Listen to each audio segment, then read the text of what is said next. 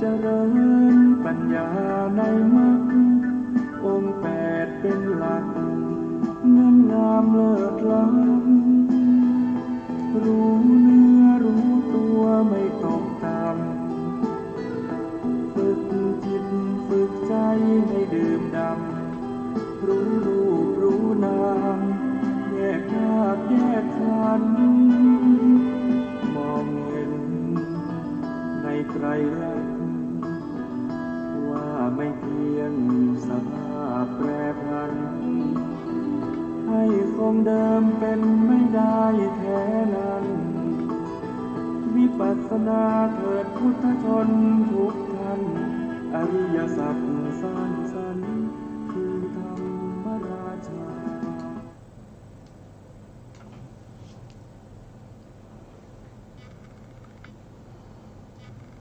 พุทธังสรณังกัจฉามิธัมมังสรณังกัจฉามิสังฆัง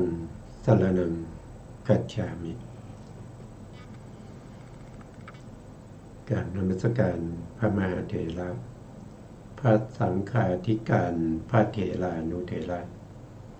สวัสดีท่านผู้ฟังและผู้ชมทุกท่าน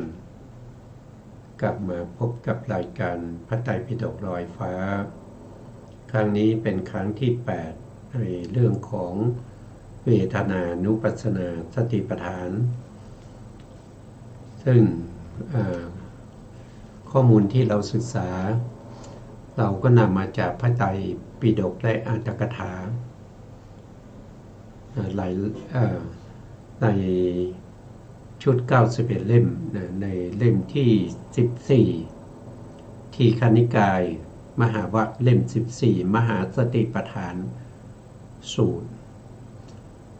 หรือมีอีกเล่มหนึ่งนะครับก็จะอยู่ในเล่มที่17มัชฌิมนิกายมูลปัญนาสติปัฏฐานสูตรแล้วก็ท่านผู้ฟังและผู้ชมที่มีพระไตรปิฎกก็นำมาเปิดศึกษาไปพร้อมกันได้นะครับแต่ก่อนที่เราจะเข้าในเนื้อหาที่พระพุทธองค์ได้แสดงไว้ในสติปัฏฐานสูตรนั้นเป็นเนื้อหาที่ไม่พิสดารนะครับก็คือมีไม่มากมีไม่มากเป็นการแสดงที่เหมาะสมกับบุคคลที่มีปัญญานะครับฟังเวทนานุปัสสนาสติปัฏฐานทั้ง9หัวข้อแล้วก็สามารถที่จะตรัสรู้ธรรมได้เมื่อตรัสรู้ธรรมแล้วพระพุทธองค์ก็ไม่ได้แสดงต่อนะครับจึงทำให้เราซึ่งเป็นชนรุ่นหลังนะครับที่เกิดมา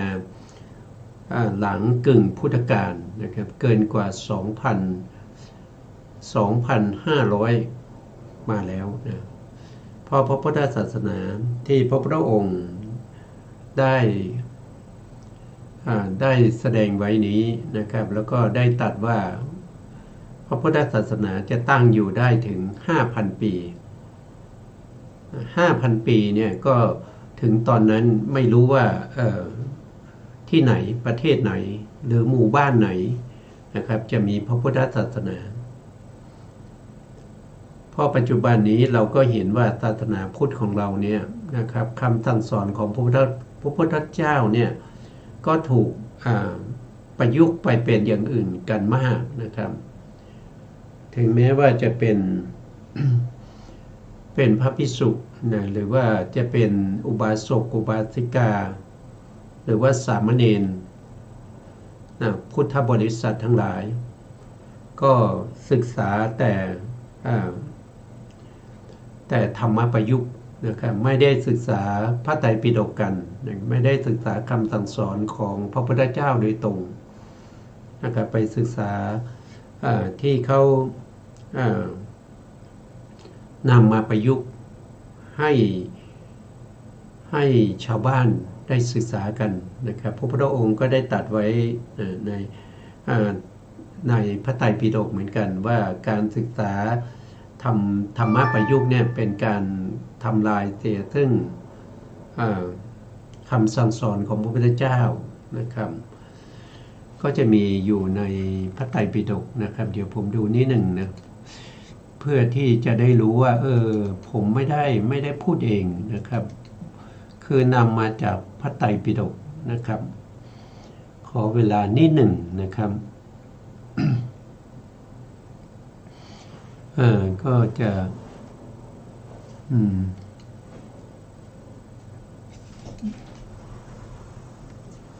มาแล้วนะเพราะฉะนั้นเราก็ไปดูรายละเอียดกันนิดหนึ่งนะครับอันนี้ก็นำมาจากไหนนะครับก็นำมาจากพระสุตตันตปิฎกสังยุตตรนิกายนิทานวรรคในเล่มที่แต่ในที่เขาบอกว่าเป็นเล่มที่2นะครับเดี๋ยวผมดูนิดหนึ่งว่าอยู่ในเล่มที่เท่าไหร่นะสังยุตตรนิกายนิทานวรรคนะครับสังยุตตรนิกายนิทานวรรคเล่ม1ภาค2อยู่ในเล่มที่26นะครับอยู่ในเล่มที่26ในชุดพระไตรปิฎกและอัตถกถาชุด91เล่มอยู่ในเล่มที่26นิทานวรรคนิทานวรรคเป็นเล่มที่26นะครับผมโทษทีนะท่านบอกว่านะครับในพระสูตรที่13สัทธรรมปฏิรูปกะสูตรว่าด้วยพระสัทธรรมกำลังเลือนหายไปข้อธรรมข้อที่531สมัยหนึ่งพระผู้มีพระภาคเจ้าประทับอยู่ณพระเชตวันอารามของท่านอนาถ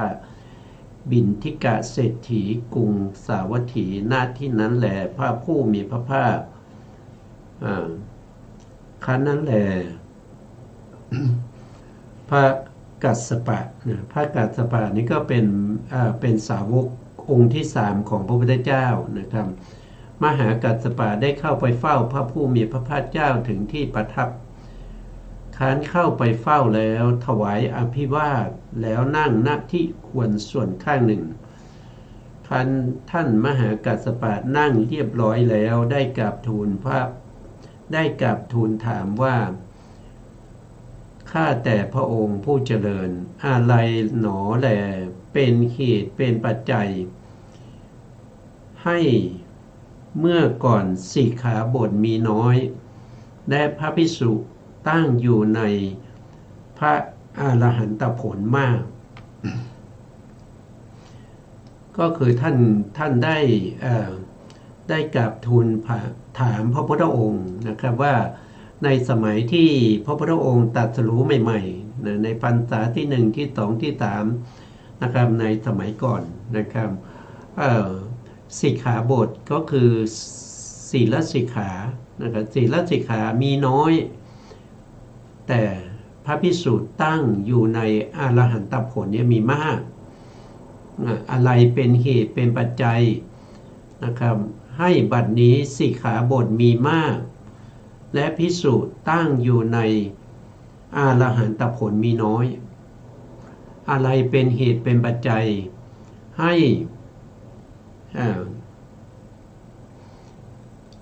ภิกษุนะครับภิกษุในสมัยเขาเรียกว่าปฐมโพธิการเป็นพระอรหันต์กันมากสิกขาบทมีน้อยแต่ปัจจุบันก็คือ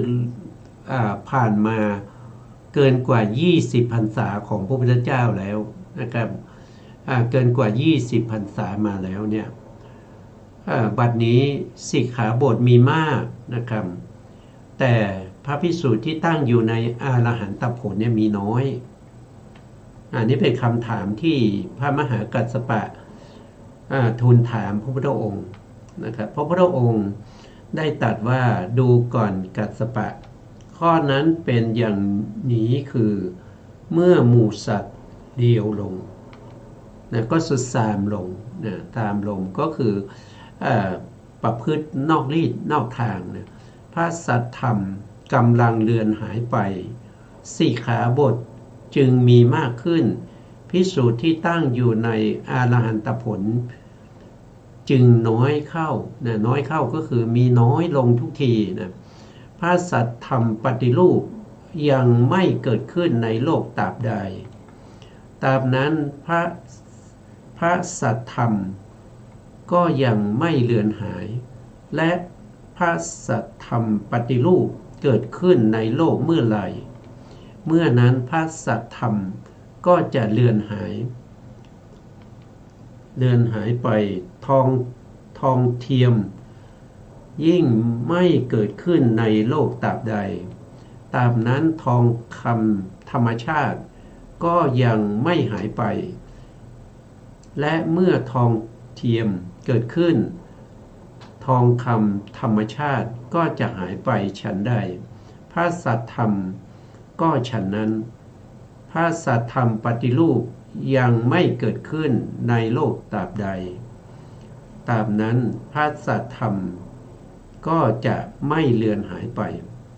ก็คือถ้าพระสัทธรรมปฏิรูปไม่เกิดขึ้นในโลกนี้พระสัทธรรมของพระพุทธเจ้าก็จะไม่เลือนหายไปเมื่อพระสัทธรรมปฏิรูปเกิดขึ้นเมื่อใดเมื่อนั้นพระสัทธรรมก็จะเลือนหายไปเมื่อพระสัทธรรมปฏิรูปเกิดขึ้นพระสัทธรรมของพระพุทธเจ้าก็จะเลือนหายไปนะครับดูก่อนกัสสปะถ้าดินยังพระสัทธรรมให้เลือนหายไปไม่ได้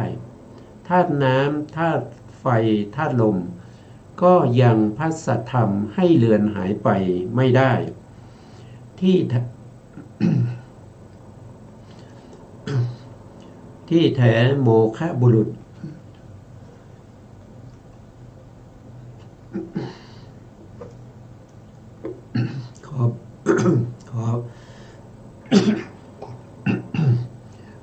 ขออภัยนะครับท่านผู้ฟัง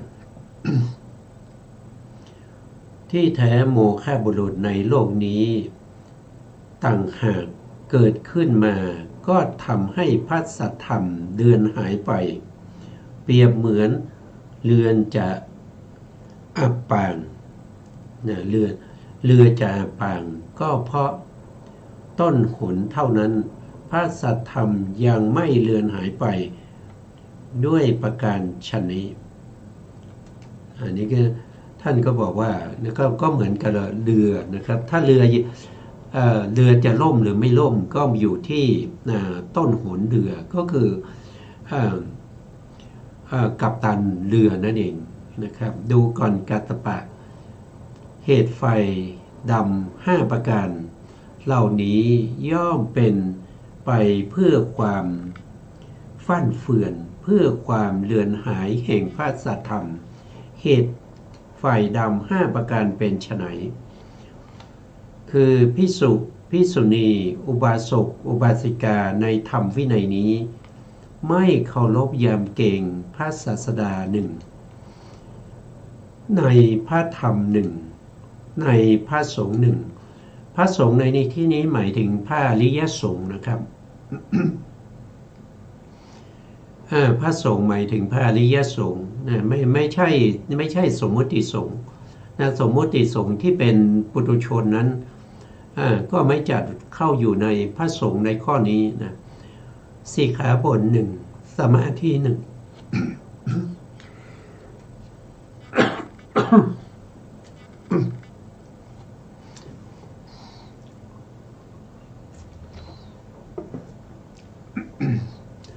สมาธิหนึ่ง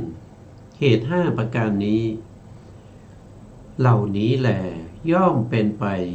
พร้อมเพื่อความฟั่นเฟือนเพื่อความเลือนหายแห่งพระสัทธรรมดูก่อนกัสสปะเหตุ5ประการเหล่านี้แล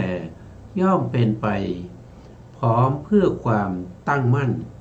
ไม่ฟั่นเฟือนไม่เลือนหายแห่งพระสัทธรรมเหตุ5ประการเป็นไฉนคือภิกษุณี อุบาสกอุบาสิกาในธรรมวินัยนี้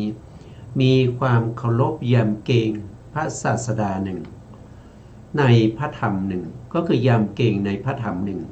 ไม่เอาธรรมะปฏิรูปมาปะปนในธรรมของพระพุทธเจ้าในพระสงฆ์หนึ่งพระสงฆ์ก็คือมีความยำเกรงเคารพในพระอริยสงฆ์และเคารพยำเกรงในสิกขาก็คือศีลสิกขาจิตตสิกขาสมาธิสิกขาที่พระพุทธองค์ทรงบัญญัติไว้ในสมาธิก็คือสมาธิที่พระพุทธองค์นั่นพูดถึงนั่นก็คือได้แก่อุปจารสมาธิแล้วก็อัปปนาสมาธิที่เป็นสัมมาสมาธินะครับสัมมาสมาธิไม่ใช่มิจฉาสมาธิเหตุ5ประการนี้แลย่อมเป็นไปพร้อมเพื่อความตั้งมั่นไม่ฟั่นเฟือนไม่เลือนหายแห่งพระสัทธรรมก็จบในเรื่องของสัทธรรมปฏิรูปสูตรพระสูตรที่13นะครับอันนี้เราก็พิจารณาดูนะครับพิจารณาดูว่าเป็นไปตามที่พระพุทธองค์ได้แสดงไว้เมื่อ 2,600 กว่าปีที่แล้วว่าปัจจุบันนี้มันเป็นไปอย่างนั้นหรือเปล่านะครับเป็นไปอย่างนั้นไหมถ้าเป็นไปอย่างนั้นนั่นก็แสดงว่าพระพุทธศาสนากำลังสั่นคลอนกำลังถูกธรรมะปฏิรูปเข้าแทรกแซง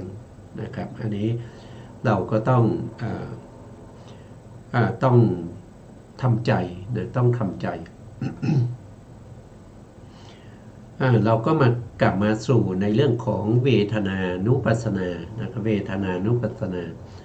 ในเวทนานุปัสสนาเนี่ยเราจะเข้าใจได้ดีก็ต้องรู้ในเรื่องของ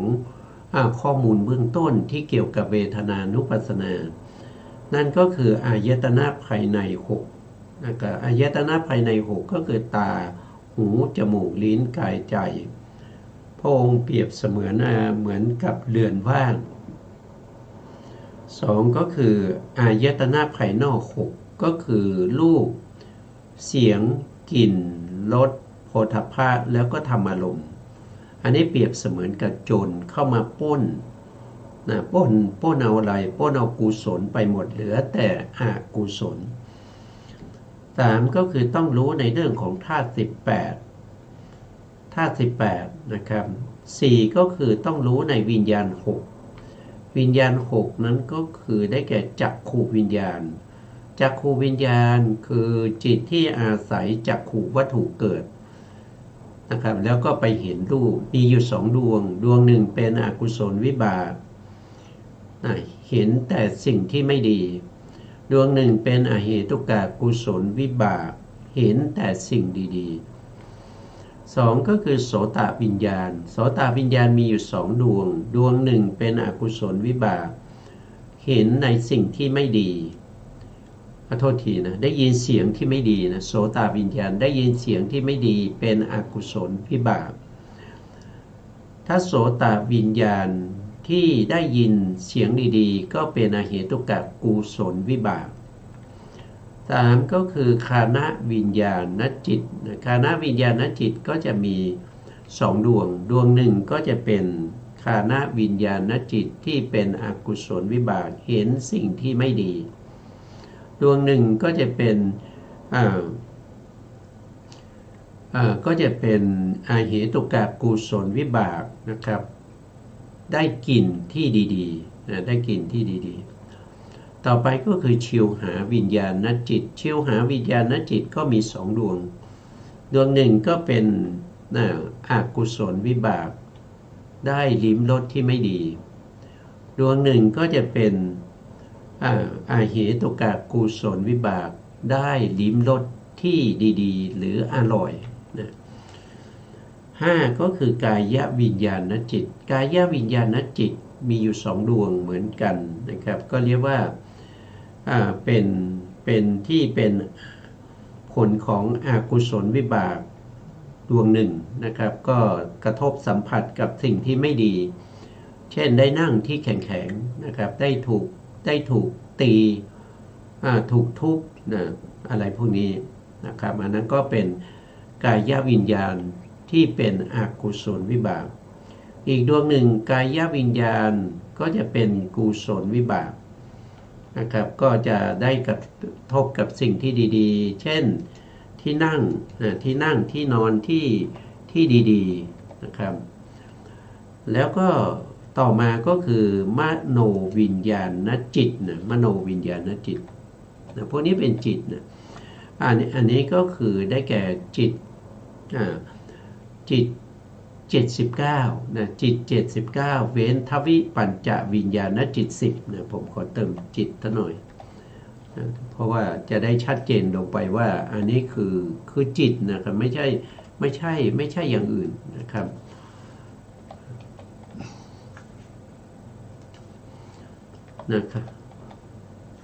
ถ้าเติมคำว่าจิตแล้วก็จะแน่นอนนะครับแน่นอนว่าต้องเป็นจิตแน่นอนอันนี้ก็เป็นวิญญาณนะครับทีนี้เราก็จะไปดูในเรื่องของธาตุที่เราศึกษาครั้งอยู่นะครับที่เราศึกษาครั้งอยู่ในครั้งที่แล้วนะครั้งที่แล้วเราพูดถึงธาตุนะครับธาตุก็มาตั้งแต่จักขุธาตุนะจักขุธาตุโสตธาตุคานธาตุชิวหาธาตุกายธาตุแล้วก็ธาตุเนี่ยกายธาตุแล้วก็รูปธาตุนะครับรูปธาตุสัทธธาตุขันธธาตุรสธาตุนะครับแล้วก็โพธพธาตุแล้วก็มาจักขูวิญญาณธาตุจักขูวิญญาณธาตุก็คือได้แก่จักขูวิญญาณจิต2ก็คืออันเดียวกันนะครับจะเรียกโดยความเป็นธาตุก็คือจักขูวิญญาณชื่อว่าธาตุเพราะส่งไว้ซึ่งการเห็นเพราะเขามีหน้าที่อย่างเดียวเขามีการเห็นอะไรเห็นรูปารมณ์องค์ธรรมก็คือได้แก่จักขูวิญญาณจิตจักขูวิญญาณจิตมีอยู่2ดวงดวงหนึ่งก็เป็นอกุศลวิบากได้เห็นสิ่งไม่ดีดวงหนึ่งก็เป็นกุศลวิบากได้เห็นสิ่งที่ดีนะครับต่อมาก็เป็นโสตวิญญาณธาตุนะครับเป็นธาตุหรือเรียกว่าเป็นโสตวิญญาณจิตก็ได้นะครับแต่ถ้าเราพูดถึงธาตุเราก็จะเรียกว่าธาตุโสตวิญญาณชื่อว่าธาตุเพราะทรงไว้ซึ่งการได้ยินองค์ธรรมได้แก่โสตวิญญาณจิต2ก็คือได้แก่โสตวิญญาณจิต2นั่นเองนะครับก็ดวงหนึ่งก็เป็นอกุศลวิบากได้ยินเสียงไม่ดีดวงหนึ่งก็เป็นอเหตุกากุศลวิบากได้ยินเสียงที่ดีนี่เป็นธรรมดาของอะไรของเขาเรียกว่าเป็นจิตตานิยามเป็นจิตตานิยามเป็นธรรมนิยามเป็นกฎของธรรมะนะครับเป็นกฎของธรรมะต่อไปในข้อ13คานวิญญาณธาตุคานวิญญาณชื่อว่าธาตุเพราะทรงไว้ซึ่งการรู้กลิ่นองค์ธรรมก็คือได้แก่คานวิญญาณจิต2นะครับรู้กลิ่นที่ดีเรียกว่าเป็นอเหตุกากุศลวิบากรู้กลิ่นที่ไม่ดีก็เรียกว่าเป็นอกุศลวิบากมี2ดวงต่อมา4นะครับถ้าว่าโดยธาตุก็ข้อ14แต่ถ้าว่าโดยวิญญาณก็จะเป็นข้อที่4นะครับชิวหาวิญญาณธาตุชื่อว่าวิญญาณชื่อว่าธาตุเพราะทรงไว้ซึ่งการรู้ลดการรู้ลดองค์ธรรมได้แก่ชิวหาวิญญาณจิต2นี่ก็ไม่ต้องทราบแล้วนะต่อไปก็เป็นกายวิญญาณธาตุกายวิญญาณชื่อว่าธาตุเพราะทรงไว้ซึ่งการสัมผัสถูกต้องเนี่ยก็จะมีอยู่3อย่างนะครับมี3อย่างก็แล้วแต่ว่าเราจะ เราจะมีมนสิการไปในธาตุไหนถ้าเรามีมนสิการไปสัมผัสกับธาตุที่เป็นปฐวีธาตุเราก็จะรู้ว่ามันแข็งหรือมันอ่อนถ้าแข็งน้อยก็อ่อนแต่ถ้าเรามนสิการไปในธาตุไฟหรือเตโชธาตุเราก็จะรู้ถึงว่ามันอุ่นหรือมันร้อนหรือว่ามันเย็นอันนั้นก็เป็นเตโชธาตุถ้าต้องมีมนสิการมนสิการจะน้อมไปทางไหนตัวที่มนสิการที่น้อมไปเป็นตัวชี้อารมณ์ให้นั่นก็คือได้แก่ปัญจทวาราวชนะจิตที่เกิดต่อจากภวังคุปเฉทะภวังคุปเฉทะดับไปแล้วปัญจทวาราวชนะจิตก็จะเกิดขึ้นแล้วก็ทำหน้าที่ในการอาวชนะอารมณ์เป็นตัวชี้อารมณ์ให้แก่ทวิปัญจวิญญาณจิต10แล้วก็ทวิเป็นปัญจวิญญาณจิต10นะก็เขาก็จะรู้ว่าดวงไหนจะเกิดดวงที่เป็นอกุศลวิบากหรือว่าดวงที่เป็นอาเหตุกะวิบากเพราะอะไรเพราะปัญจทวาราวชนะจิตเป็นผู้ที่ชี้แนะอารมณ์แล้วเขายังจะรู้ไปอีกว่าจักขูวิญญาณจะเกิดหรือว่าโสตวิญญาณจะเกิดหรือว่าคานาวิญญาณจะเกิดหรือชิวหาวิญญาณจะเกิดหรือว่ากายวิญญาณจะเกิดเขารู้ได้อย่างไรก็เขารู้ได้ด้วยปัญจทวาราวชนะจิตที่เกิดต่อจากภวังคุปเฉทะที่ดับไปแล้วเป็นตัวชี้แนะ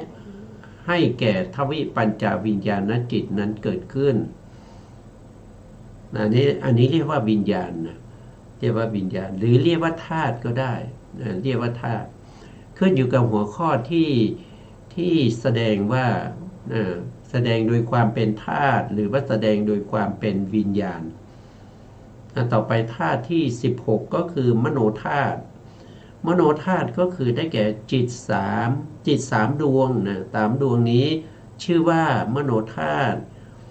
พอทรงไว้ซึ่งการรู้ปัญจารมณ์อย่างสามัญรู้ปัญจารมณ์อย่างสามัญนะครับองค์ธรรมได้แก่ปัญจทวาราวชนะจิต1สัมปติชนะจิต2จะจิต3ดวงนี้เขาจะรู้อารมณ์ได้5อย่างอารมณ์5อย่างนั้นก็คือได้แก่ปัญจารมณ์ปัญจารมณ์ก็จะมีรูปารมณ์คือสีต่างๆสัทธารมณ์คือเสียงต่างๆคันธารมณ์คือกลิ่นต่างๆรสารมณ์คือรสต่างๆโผฏฐัพพารมณ์ก็คือถูกต้องสัมผัสนั่นก็คือได้แก่ปัทวีโผฏฐัพพารมณ์ก็แข็งอ่อนเตโชโผฏฐัพพารมณ์ก็คือเย็นร้อนแล้วก็วายโยโผฏฐัพพารมณ์ก็คือตึงหย่อนอันนี้มโนธาตุนี้จะรู้แค่นี้แหละรู้แค่นี้ไม่สามารถที่จะรู้อารมณ์ที่เป็นธรรมอารมณ์ได้มโนธาตุรู้แค่นี้รู้อารมณ์5นะครับต่อไปข้อ17มโนวิญญาณธาตุมโนวิญญาณธาตุได้แก่จิต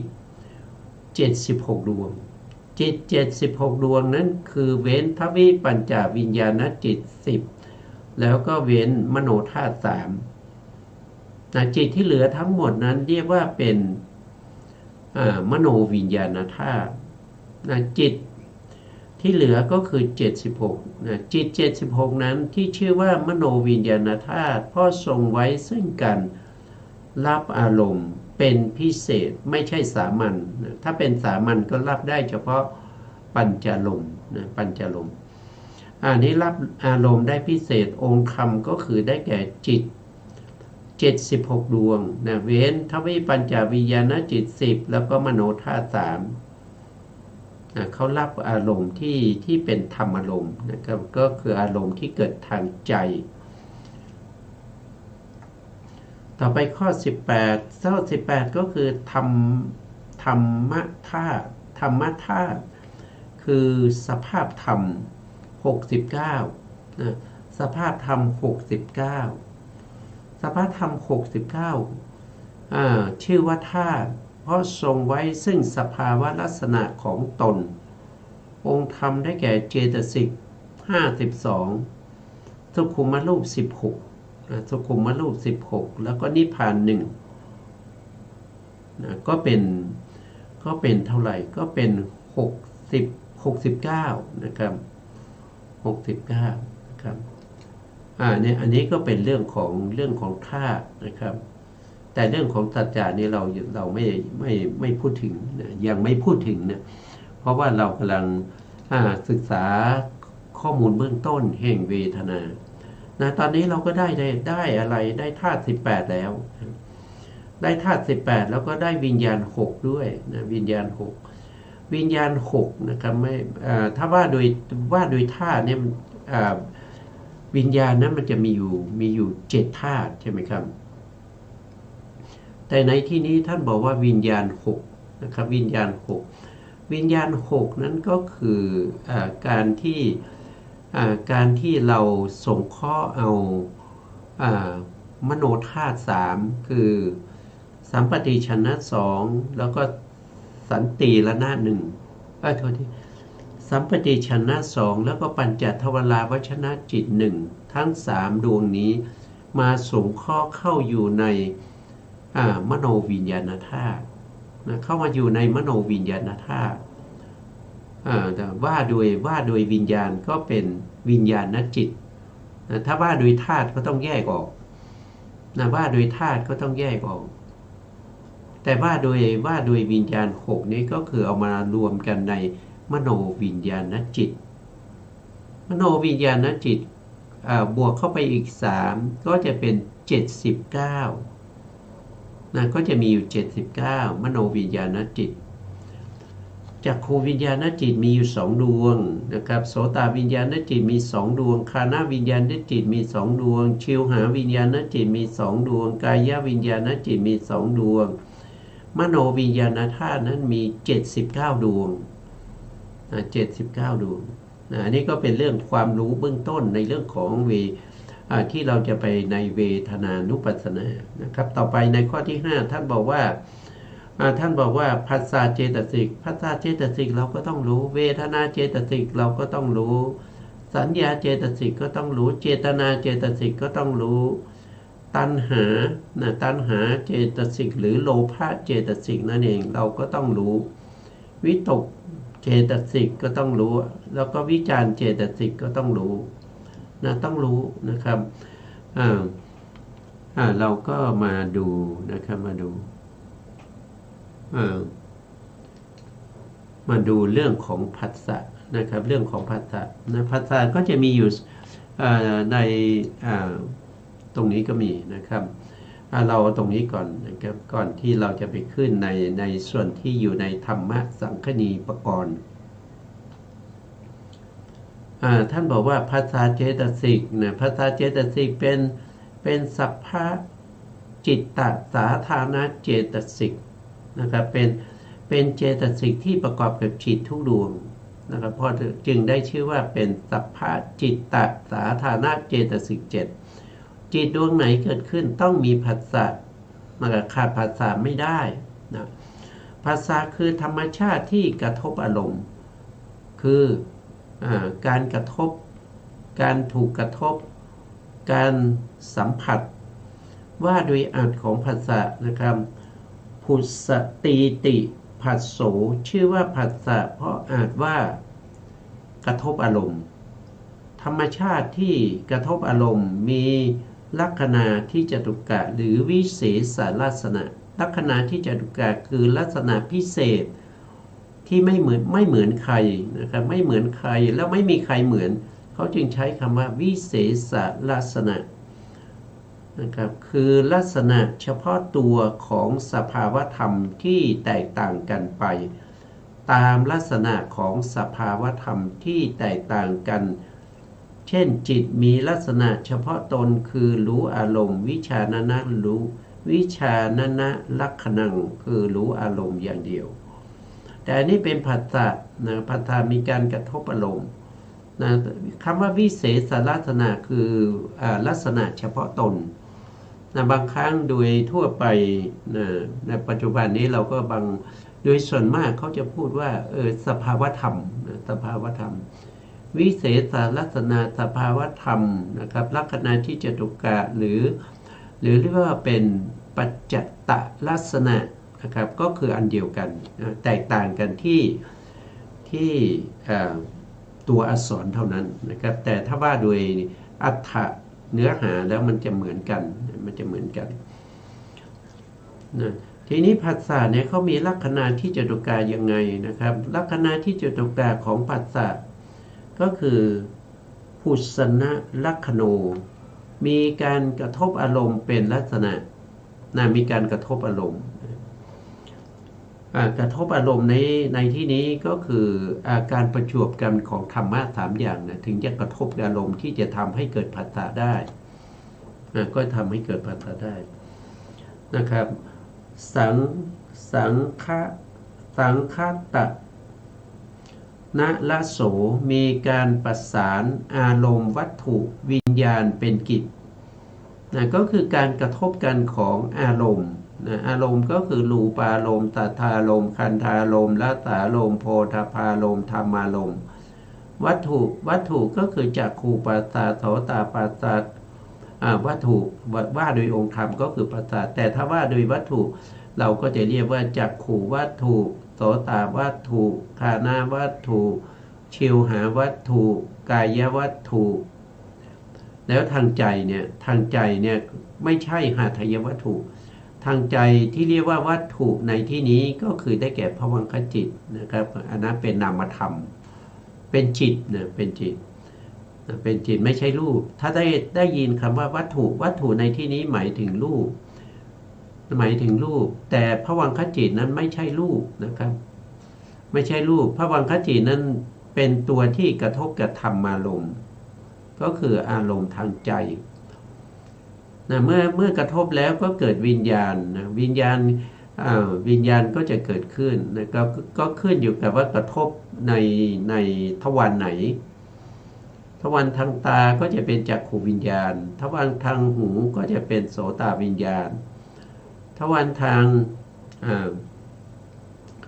คานะคือกลิ่นนะหรือว่าจมูกนะครับก็คือได้แก่คานะวิญญาณนะหรือว่าทวารทางจมูกประสาทจมูกก็จะเป็นชิวหาวิญญาณถ้าเป็นทางกายก็เรียกว่ากายวิญญาณนะครับก็ภาษานี้นะครับมีการประสานอารมณ์นะครับอารมณ์วัตถุวิญญาณอันนี้เป็นกิจของผัสสะเกิดขึ้นก็ต้องมีกิจอย่างนี้นะครับสันนิปาตะปัจจุปฐานโนมีการประชุมพร้อมกันเป็นผลอะไรประชุมพร้อมกันเป็นผลก็คืออารมณ์วัตถุแล้วก็วิญญาณประชุมพร้อมกันนะครับตรงนั้นเขาเรียกว่าเป็นผลออกมานะก็คือผัสสะนะครับอาปาทะคตวิสยะปัฏฐฐานโนมีอารมณ์ปรากฏเป็นเหตุใกล้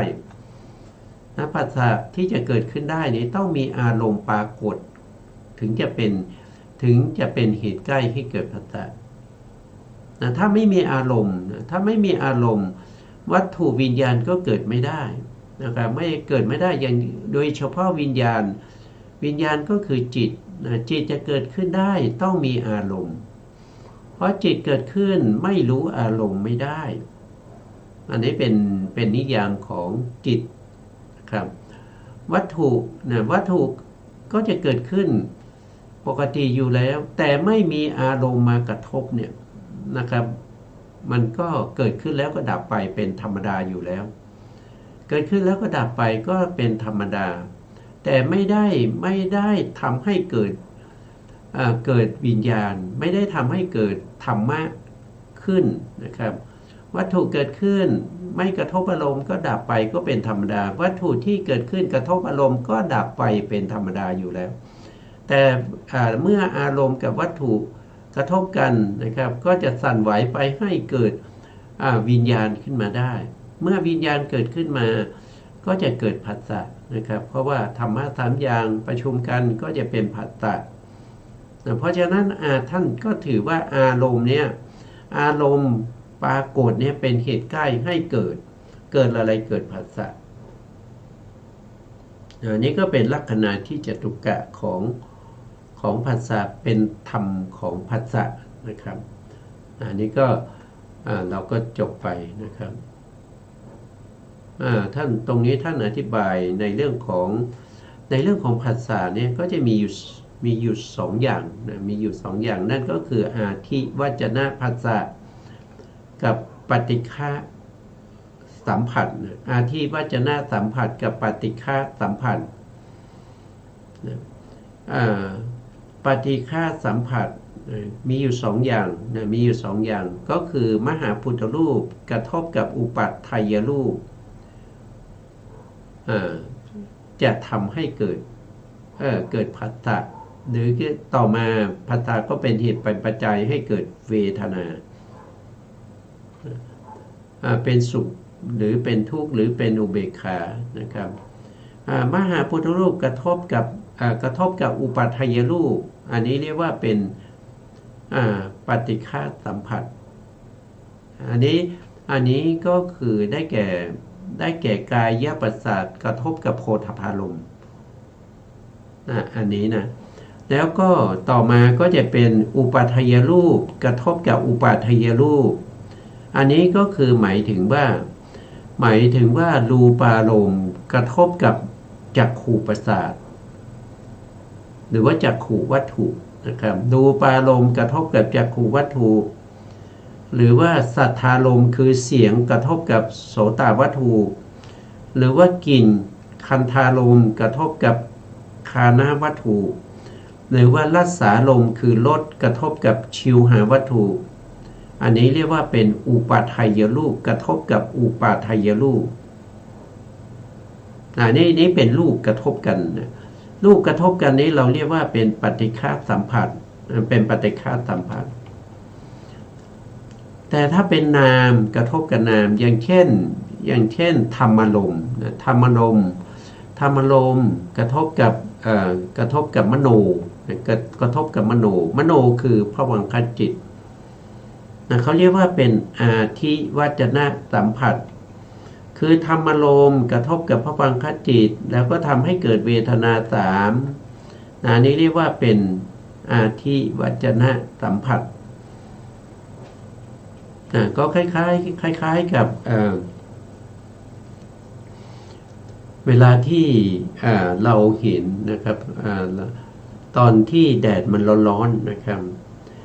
เราเห็นเขาทานส้มนะครับมีรสเปรี้ยวอย่างเนี้ยเราเห็นแล้วน้ำลายเราก็สออย่างเนี้ยอันนั้นเรียกว่าอะไรก็เรียกว่าเป็นการกระทบอารมณ์แบบอาทิวัจนะเขาไม่ได้ส้มนั้นไม่ได้มากระทบกับชิวหาประสาทของเรานะแต่เราก็น้ำลายสออยากจะกินอยากจะทานในลักษณะนี้แหละที่เขาเรียกว่าเป็นอาทิวัจนะสัมผัสสามารถเห็นเขาทานส้มเนี่ยก็อยากจะทานน้ำลายก็สอถ้าเราไม่ได้ทานอาหารนะครับมื้อใดมื้อหนึ่งนะเห็นเขาเนี่ยเขากำลังทานข้าวกันเนี่ยเราก็อยากจะทานอยากจะเข้าไปร่วมวงนะครับอย่างนี้หรือน้ำลายเราก็สอออกมาอย่างเงี้ยก็เป็นอาทิวัจนะสัมผัสก็อาทิวัจนะสัมผัสนี่คือนามธรรมกระทบกับนามธรรมนะแต่ถ้าเป็นปฏิฆะสัมผัสนั่นคือรูปธรรมกระทบกับรูปธรรมกระทบกันเนี่ยที่เรียกว่าเป็นปฏิฆะสัมผัสมีอยู่สองอย่างก็คือมหาพุทธรูปกระทบกับอุปัฏฐัยรูปอย่างหนึ่งแล้วก็อุปัฏฐัยรูปกระทบกับอุปัฏฐัยรูปก็อย่างหนึ่งอันนี้ก็เป็นผัสสะนะครับผัสสะต่อไปท่านก็บอกว่าผัสสะมีอยู่6อย่างนะครับก็คือได้แก่จักขุสัมผัสสะจักขุสัมผัสสะ ก็คือได้แก่ผัสสะเจตสิกนะที่เกิดร่วมกับจักขุวิญญาณจิตนะเกิดร่วมกับจักขุวิญญาณจิตสองนะก็คือผัสสะดวงนี้นะผัสสะดวงนี้ไปเกิดร่วมกับ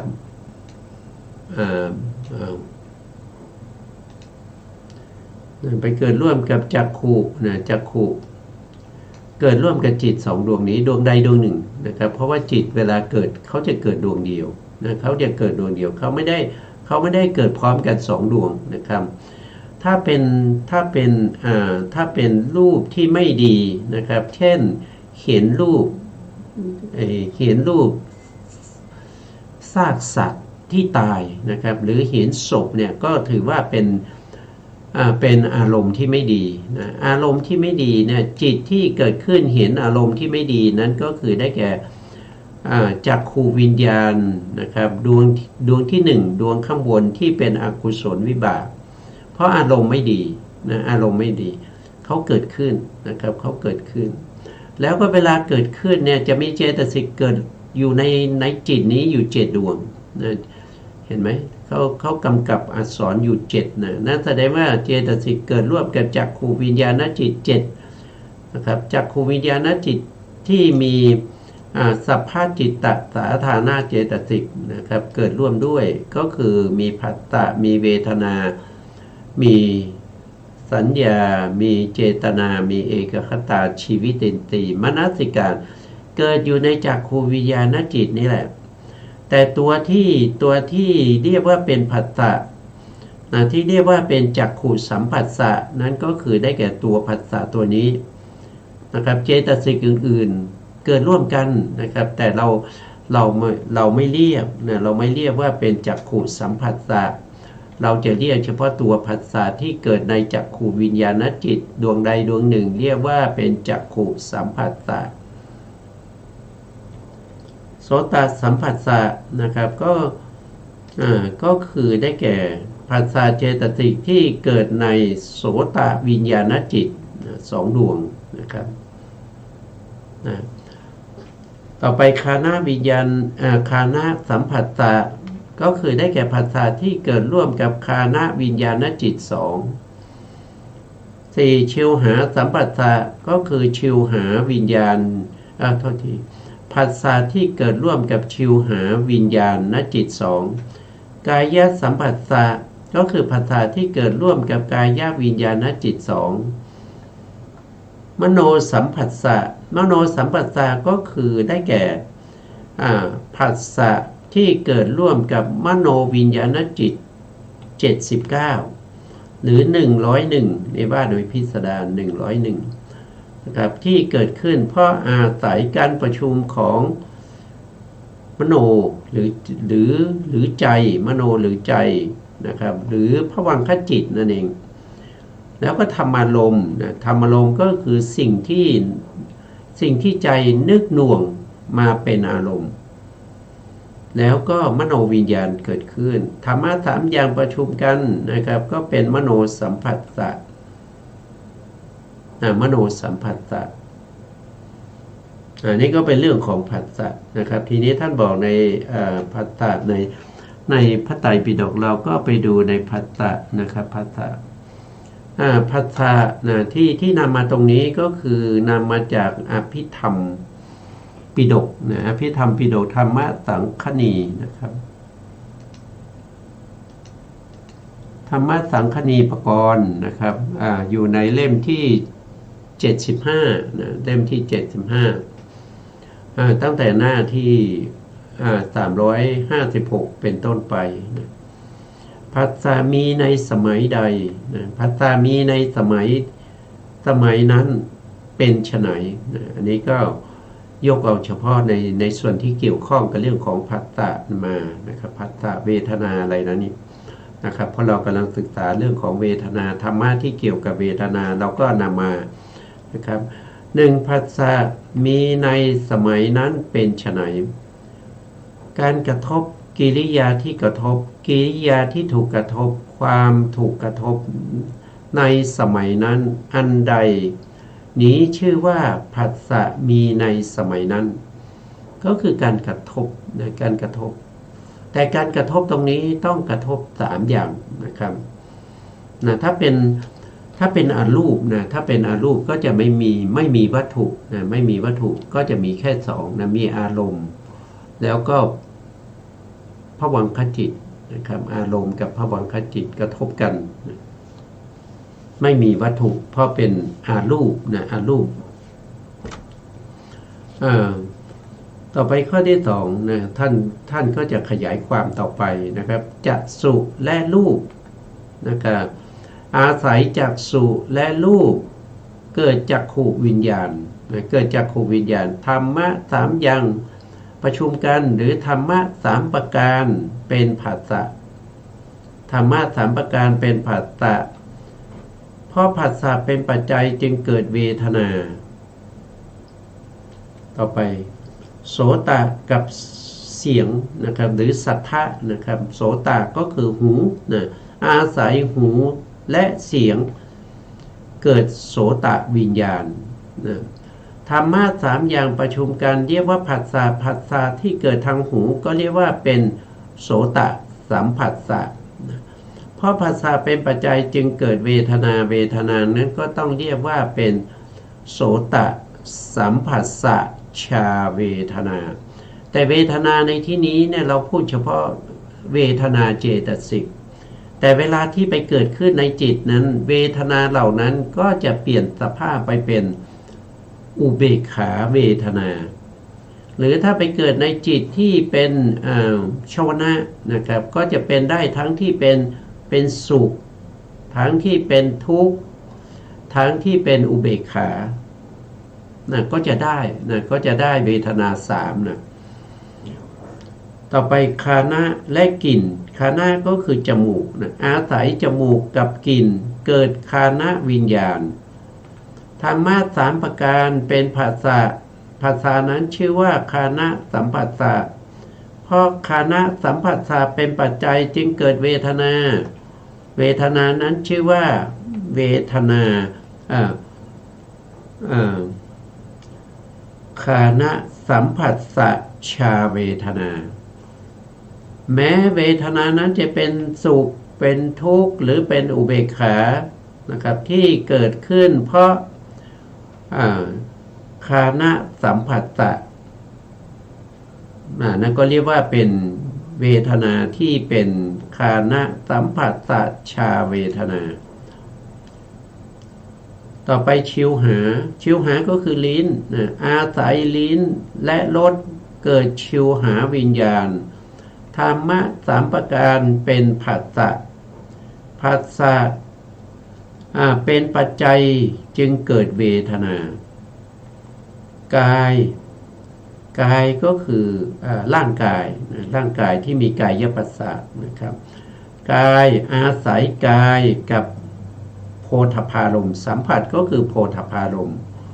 เกิดกายวิญญาณธรรมะ3ประการเป็นผัสสะเพราะผัสสะเป็นปัจจัยจึงเกิดเวทนาใจและธรรมารมณ์เกิดมโนวิญญาณนะอาศัยมโนนะในพระสูตรนี้ท่านจะใช้คำว่าใจเนี่ยเป็นมโนนะมโนก็คือได้แก่ภวังคจิตอาศัยมโนกับธรรมารมณ์เกิดมโนวิญญาณธรรมะ3ประการเป็นผัสสะเป็นปัจจัยจึงเกิดเวทนาอันนี้ก็พูดถึงที่เกิดนะที่เกิดของผัสสะนะครับว่าการประชุมของธรรมะ3อย่างแล้วก็ที่เกิดของเวทนาก็อาศัยผัสสะนี้แหละเกิดขึ้นต่อไปท่านก็บอกว่านะข้อที่3ผัสสะเป็นหนึ่งในเหตุปัจจัยในปฏิจจสมุปบาทเพราะผัสสะนั้นเป็นผัสสะเป็นสลายตนะนะครับสลายตนะคืออายตนะภายในนะเพราะสลายตนะดับผัสสะจึงดับเนี่ยนี้ท่านพูดถึงความดับของผัสสะเพราะผัสสะนี้เกิดขึ้นเพราะสลายตนะ นะสลายตนะเป็นปัจจัยเกิดผัสสะถ้าสลายตนะที่เป็นปัจจัยให้เกิดผัสสะดับไปแล้วผัสสะก็เกิดไม่ได้ก็ต้องดับนะดับในที่นี้ก็คือหมายถึงว่าการดับด้วยการประพฤติปฏิบัติในเรื่องของมัชฌิมาปฏิปทาไม่ใช่ดับโดยทั่วๆไปนะปกติแล้วผัสสะก็ดับอยู่แล้วนะก็ดับอยู่แล้วเป็นธรรมดานะครับเพราะฉะนั้นการที่พูดถึงความดับในที่นี้ก็คือดับโดยสมุจเฉทนะครับวันนี้เวลาเราหมดแล้วนะตัวท้ายนี้ก็ขอกราบขอบพระคุณพระครูสมุทรวิศวัตรวรกิจโจผู้อำนวยการสถานีวิทยุเพื่อการศึกษาพระพุทธศาสนาและวัฒนธรรม FM 104.5 เมกะเฮิรตซ์วัดไฟหินจังหวัดเชียงใหม่และขอกราบขอบคุณพระครูปริยัติยานุสาสตร์ขอบคุณท่านผู้ฟังและผู้ชมทุกท่านนะครับที่ให้เกียรติติดตามในรายการพระไตรปิฎกลอยฟ้าพบกันใหม่ในโอกาสต่อไปครับวันนี้เวลาหมดลาไปก่อนครับสวัสดีครับ